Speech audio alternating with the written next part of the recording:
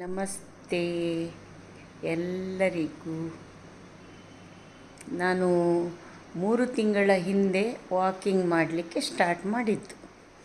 ಮೊದಲು ನಮ್ಮ ಬಿಲ್ಡಿಂಗಿನ ಕೆಳಗೆ ನನ್ನ ವಾಕಿಂಗ್.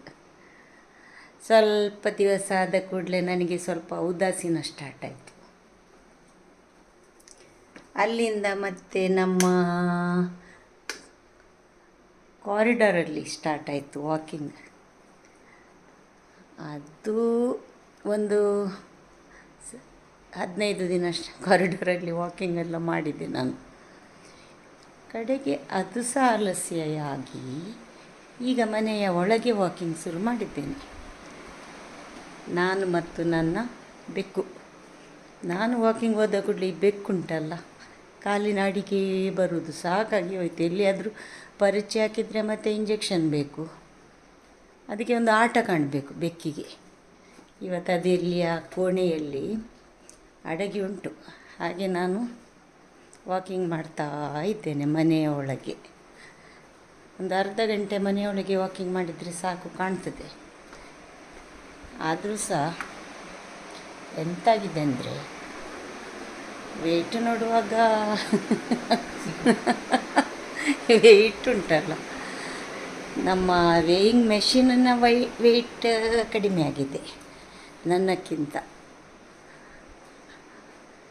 ಆದರೂ ಸಹ ಎಂತ ಮಾಡೋದಲ್ಲ, ವೆಯ್ಟ್ ಏರಿಸಲಿಕ್ಕೆ ಸುಲಭ ಉಂಟು, ವೆಯ್ಟ್ ಇಳಿಸಲಿಕ್ಕೆ ಕಷ್ಟ ಉಂಟು.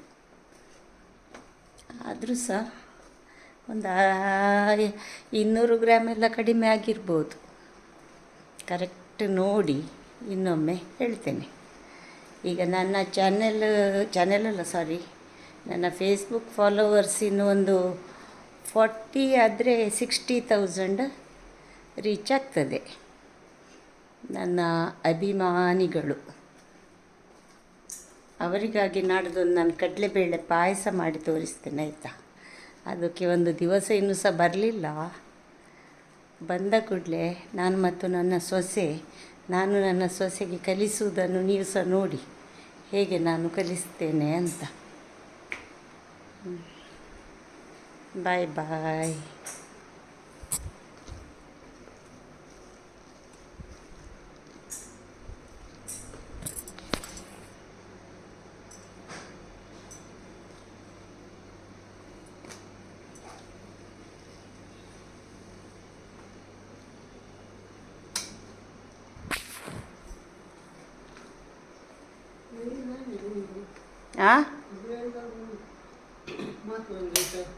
वही आता पावळ केला न्हू